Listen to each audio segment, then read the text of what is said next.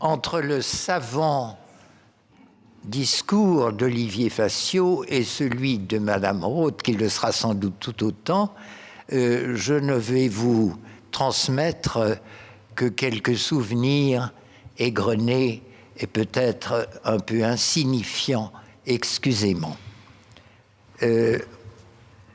Alain Dufour-Genevoix, on pourrait dire improvisation en 2 épisodes. Premier épisode, 1945, fin de la guerre.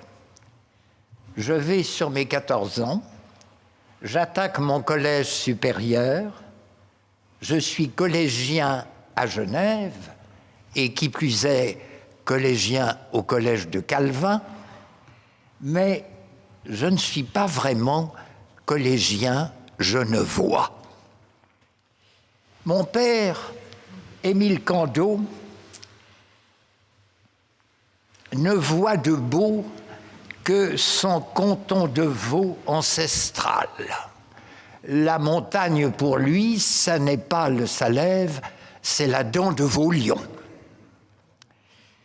Ma mère, Yvonne Figuière, est à la fois plus sévenolle et plus carougeoise que genevoise, sauf le jour de l'escalade. Je sens le besoin de combler mon déficit d'identité genevoise. À 15 ans donc, j'adhère à la Société d'histoire et d'archéologie de Genève. Il ne s'est trouvé heureusement personne pour me refuser et j'en fréquente régulièrement les séances. Je me retrouve au milieu d'une quinzaine de vieillards chenus, très chenus et parfois un peu bougons. Mais il y a aussi un jeune homme, à peine plus âgé que moi, qui m'accueille avec un grand sourire, Alain Dufour. Alain Dufour, lui aussi, membre précoce de la Société d'histoire, et qui va comprendre d'emblée mon problème et m'aider à le résoudre. Commence alors la décennie de ce que je suis tenté d'appeler un apprentissage genevois.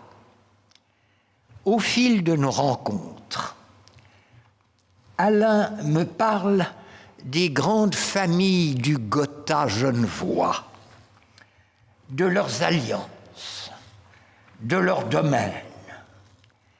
Et les récits de ce conteur merveilleux sont pour moi un enchantement. Je bois ses paroles. Je n'oublierai jamais le jour où Alain me dévoila la destinée de Gustave Revillot de l'Ariana, de la construction de ce palais uniquement destiné à des collections personnelles et de ce valet de chambre qui en fut le gardien filial, retardant, d'après Alain, de près de 20 ans, le pillage que préparait la ville de Genève. Horresco referens.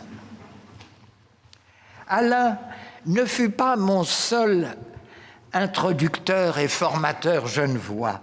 J'avais aussi Léopold de Gautier, ancien directeur du Collège de Genève, éminent topférien, Marc Kramer, le fameux historien des sciences dont les lorgnons sont restés célèbres, et le libraire Paul-Louis Bader, que j'allais aider à tisonner son feu pendant l'hiver à la Grand-Rue. Mais tous trois étaient de l'âge de mes grands-parents. Alain était mon seul contemporain, à la fois mon maître et mon ami. Car le moment vint où, profitant de la belle saison, Alain se mit à m'inviter chez lui. À Bellerive, vous en avez parlé, Olivier. c'est pour moi des souvenirs personnels inoubliables. La propriété était alors encore dans toute sa splendeur de la belle époque. Alain aimait y réunir les dimanches d'été ses parents et ses amis les plus proches, Lucien Fischer, Jean-François Ampétat, Pierre Hederlin et plus tard Laurent Marty. On était au bord du lac, mais je dois dire que ces jeunes gens de bonne famille ne recherchaient pas les exploits, les vrais exploits sportifs, et leur préféraient les délices de la conversation et la promenade platonicienne. Le soir venant, on se mettait à table autour d'une vaste marmite de macaroni, car on ne pouvait pas imposer aux deux vieux serviteurs du patron le dimanche soir un grand dîner d'invitation. Léon Dufour, le père d'Alain, ingénieur et septuagénaire, taciturne généralement, que son fils surnommait Il Leone, mangeait avec nous sans se mêler à nos débats, sinon une fois, lorsqu'il interrompit Alain, racontant sa soirée chez les Boutilliers de Beaumont, par une question qui tomba comme un couperet. « Ta mère y était-elle » Silence un peu gêné, clin d'œil furtif. Non, elle n'y était pas. Et Alain continua tranquillement sa chronique des bals et des sorties de la bonne société. 2 séjours à l'étranger mirent fin à ces belles années d'insouciante jeunesse.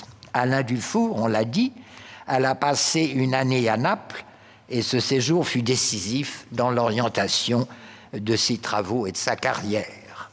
De mon côté, j'avais obtenu, beaucoup plus modestement, une subvention de l'État français qui me permit de passer 6 mois à Paris, découvrant l'école des Chartes que je ne fréquentais pas jusqu'au bout, visitant les musées, fréquentant les théâtres. Je vous passe le reste. 2e épisode, 1956.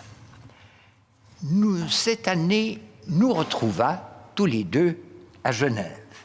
Alain, ayant ramené de Naples le brillant Giovanni Busino, avec lequel il allait bientôt reprendre la direction de la librairie Hydro, et moi, nommé grâce à l'intervention d'Alain lui-même, nommé assistant de Theodor Bestermann, ce fameux bibliographe anglais, polono-anglais, que la ville de Genève avait installé au Délices pour y éditer la correspondance générale de Voltaire, environ 20 000 lettres qui, dans cette édition, ont rempli 107 volumes, dont j'ai été le correcteur de 60 d'entre eux. C'est alors que s'ouvrit le second volet de nos relations genevoises, non plus de formation et d'échange fraternel, mais d'engagement au service de Genève. Écoutez-moi bien. Je travaillais donc au Délices, où je découvris ce qui allait devenir la passion de ma vie, les correspondances du siècle des Lumières. Dans cette ambiance cosmopolite, mais cette ambiance cosmopolite n'avait fait que raviver mon souci d'enracinement genevois. Gagnant désormais ma vie, je quittai le foyer paternel pour aller louer un petit studio en pleine vieille ville. Je me sentis chez moi d'emblée et en 3 ans, je devins un membre de l'association de la vieille ville que présidait alors Jacques Vernet, 2 collaborateurs, puis 3 rédacteurs en chef du journal de la Haute-Ville, organe officiel de l'association, et enfin, quatrièmement, en 1960, président, et pour 10 ans, de l'association de la Vieille Ville. Cette position permit la mise en place de ce qu'il faut bien appeler un commando de jeunes patriotes décidés à intervenir dans les problèmes lancinants de la politique genevoise. Le noyau de ce commando était composé de 3 personnes, Alain Dufour, l'historien vénéré, le grand conseiller, le sage moniteur, François Neff, vraiment probablement l'élément le plus dynamique de ce commando, d'une grande famille de régisseurs, connaissant les immeubles de Genève, en possédant plusieurs, bref, actif, membre d'ailleurs avant moi du comité de l'association de la Vieille Ville, et votre serviteur, plutôt en qualité de journaliste que d'autre chose. Nous étions amis, nous étions voisins, nous étions décidés à sauver Genève. Rien ne pouvait nous arrêter. Jugez-en, voici quelques-unes pour finir de nos principales réalisations. 1. L'installation du musée du Vieux-Genève dans la maison Tavel.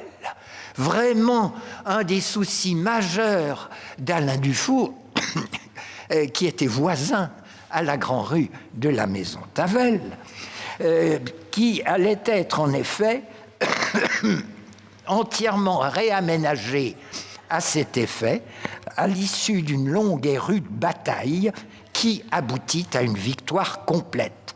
Victoire qu'Alain Dufour contribua à gagner en faisant appel et en adjoignant à notre commando son cousin Jean-François Ampétat, architecte qui dressa les plans du futur musée d'une manière si convaincante qu'il réussit à emporter l'adhésion des commissions municipales vacillantes.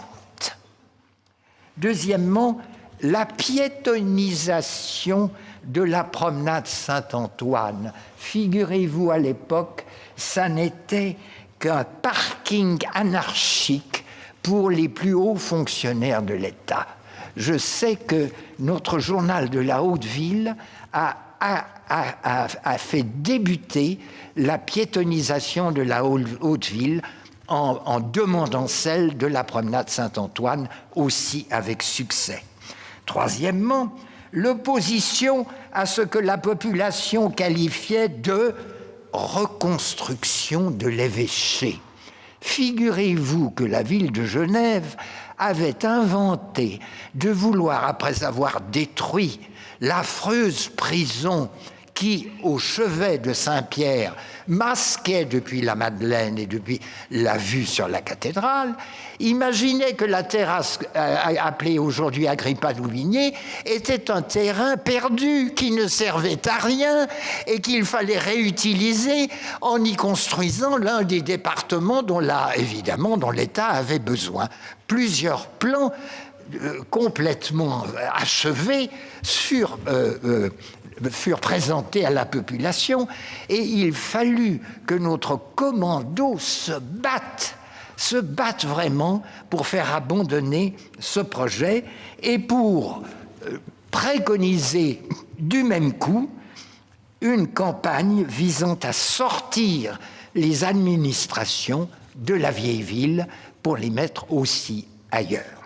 Enfin, et ça c'est le comble de notre action, la fondation d'une association pour le raccordement de Genève aux autoroutes, appelée ARGA, dont François Neff fut le secrétaire activissime, association dont le but était de faire capoter le démentiel projet des ingénieurs fédéraux qui voulaient faire passer la grande autoroute menant de Stockholm à Madrid à travers Genève sur le quai des Bergues.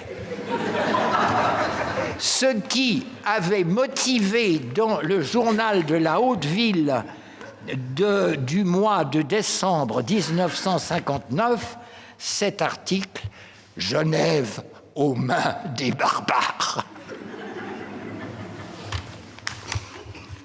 Cette glorieuse époque a pris fin en 1971. Voilà, mesdames, messieurs, chers amis, ce qui a fait de moi, pour la vie, l'ami, l'admirateur, l'humble petit frère du grand Alain Dufour. Sa culture, sa délicatesse, sa fidélité ont fait le bonheur de ma vie en ce monde. Je compte bien les retrouver dans l'autre. J'ai dit.